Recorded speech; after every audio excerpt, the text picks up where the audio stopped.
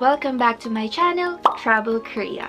So in this video guys, I would like to share with you 3 tips that I do now that I am learning the Korean language.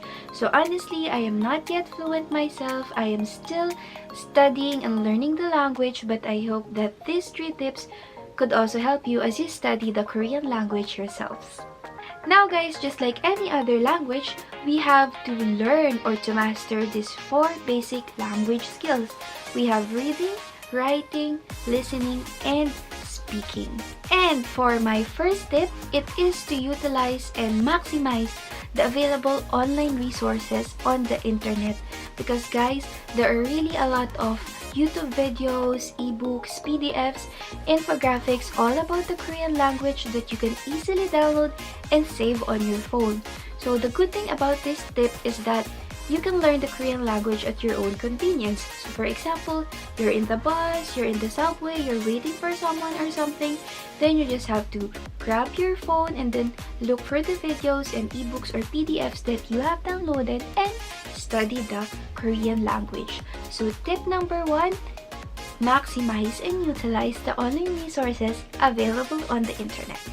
And now guys, my second tip is mainly for listening skills, and it is to watch K-dramas and listen to Korean music. Yes guys, I'm serious about this tip because by doing this, we could actually learn and listen as to how the locals or Koreans pronounce their words or sentences on a daily or normal basis. Because I have noticed, like from my classes, that the way that we learn how the words are being pronounced in a formal language class is actually different from the way the locals pronounce it on a daily basis. So yeah, tip number 2, watch K-dramas and listen to Korean or K-pop music, because by doing this, we only not learn about the language, but we could also get a glimpse of the Korean culture and traditions. Actually, among all the language skills, I think listening would be my strength because I've watched too much K-dramas and I am a big fan of Korean music. So yeah. And now my last tip is for your speaking skills, and it is to have a language exchange partner. So I really think that among all the language skills, speaking is the most difficult, and the best way to improve and practice this is to have a language exchange partner. Everything that you have learned from your reading, writing, and listening practices or classes, you can apply it on a one-on-one conversation with your language exchange partner. And I also think that by doing this, by having a partner, it could also boost your confidence as you speak their language. And just an added bonus, you could also meet new friends through language exchange program.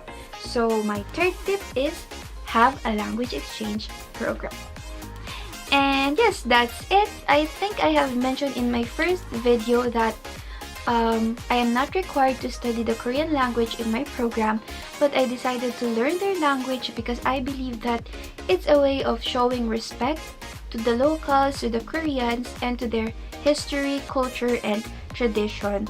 That's why a lot of Koreans really appreciate it whenever they hear foreigner speaks Korean, or whenever foreigners understand their language. And just an added perks or advantage of learning the language is I don't have to rely on subtitles anymore whenever I watch the Korean drama.